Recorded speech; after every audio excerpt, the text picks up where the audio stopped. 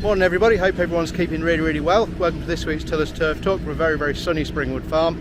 Today something a little bit different, and we are currently harvesting some of our power bent greens turf, which I have to say looks absolutely fabulous, and this is being delivered today to a local golf club.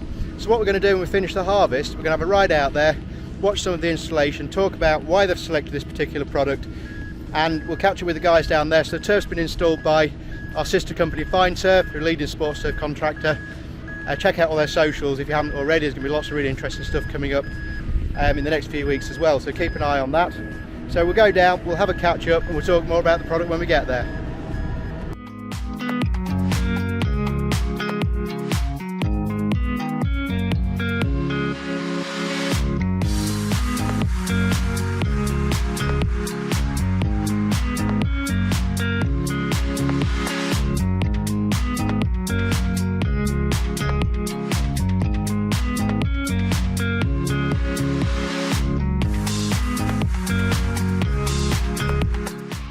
Kieran's got two more pallets to do, so we'll just have a quick look at the power bent itself a little bit closer up.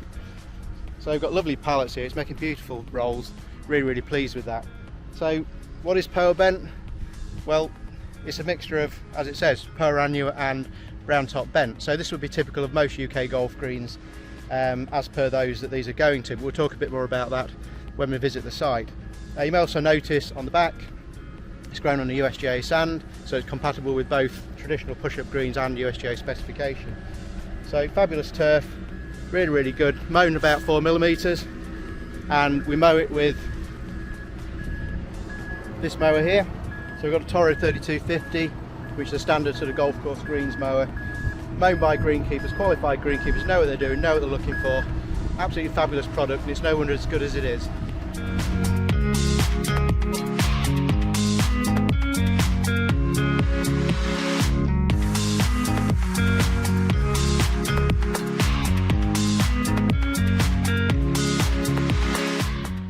That's the last roll cut and the last pallet finished and unloaded, ready for collection.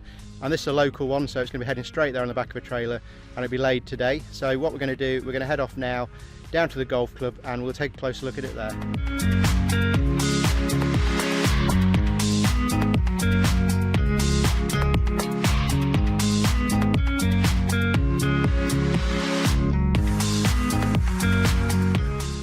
I've made the short journey down to Carholme Golf Club, which is just a few miles up the road from Tiller's, and unfortunately last winter, as with many golf courses in the UK, Carholme fell victim to the flooding, and nothing to do with the golf club, not their fault at all, but basically a breach in the local watercourse bank let the water onto the golf course, and unfortunately the top end of the course here sits quite low, so the water sat here and caused some significant damage, and the club decided to replace the two greens and rebuild them and raise them up slightly, just to negate the risk to the greens a little bit more in the future.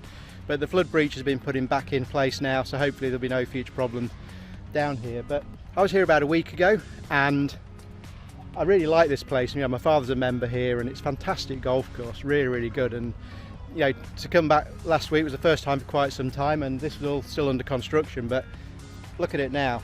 First lot of turf's gone down. It looks absolutely spectacular. Really good. So they replaced the approach here. New green, and we've gone with the power bent, and I'll explain a bit more why the club's gone for that when we go and see the green.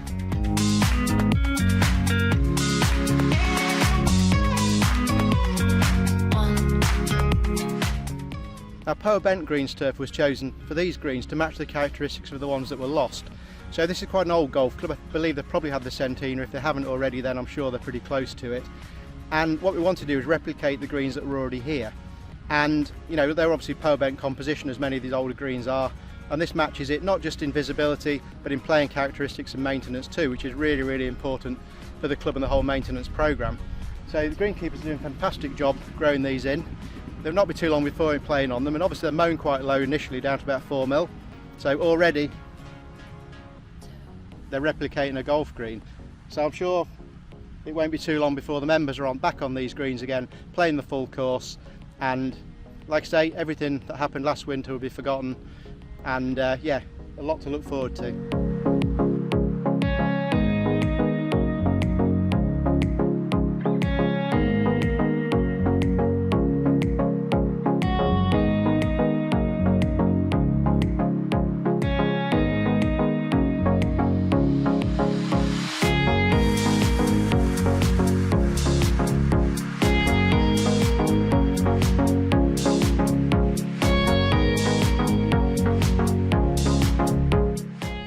as Jim and the guys from Fine Turf crack on with getting this green down, just a few things I want to point out as we walk around.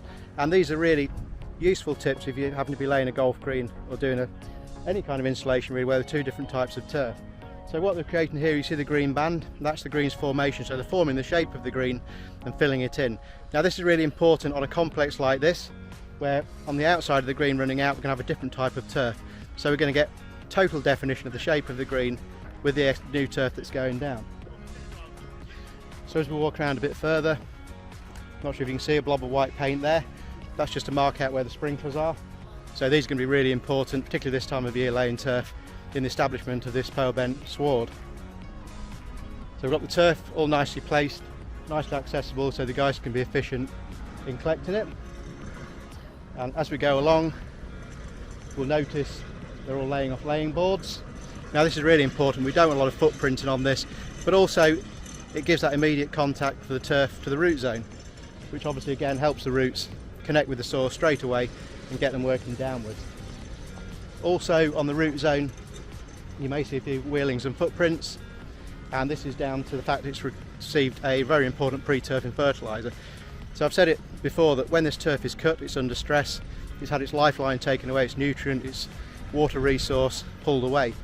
So the sooner we can get these things back, the sooner those roots can tap into it again, the better. So everything's been done perfectly here by the guys from Fine Turf, doing a cracking job as they always do. So we'll have a little wander and we'll go a bit further.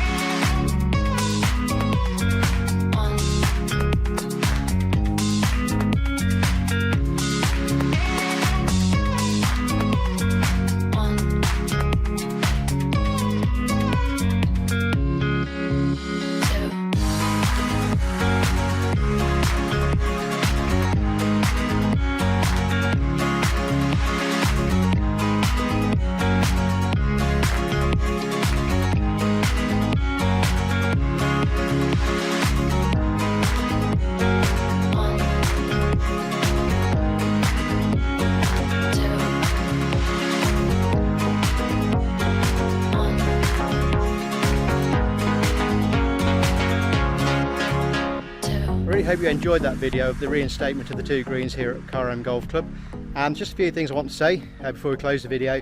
Number one is a massive thank you to Carholme Golf Club for trusting us to deliver the best possible turf available, and also massive well done to the guys at Fine Turf and Lakeland, done a cracking job with the construction here and the installation, brilliant stuff. As I said earlier, check out all their socials too, they've got lots of exciting stuff going on and coming up, so well worth a look. And finally, getting out here, I just had a quick walk across the golf course in fantastic condition. It looks absolutely amazing and well worth a visit if ever you're in the Lincoln area. So a massive thumbs up to Emerson, Paul and all the other greenkeeping team for doing such a fantastic job out here in what's been a really challenging time for them. So it's all fantastic, the growing's in really safe hands with those guys, and I can't wait to come back in a while when it's all back in play. So in the meantime, we're going to be taking a break for a couple of weeks now, as I'm taking some much needed annual leave, so I'm looking forward to having a couple of weeks away, but Turf Talk will return as soon as I get back. But in the meantime, thanks as always for watching. If you like it. Please subscribe to Tiller's Turf TV on YouTube if you haven't already. Continue to share, to retweet, all the other ways that you do it. Help us grow the channel. We love doing it. So have a fab weekend and we'll catch you all when I get back off holiday. Cheers for now.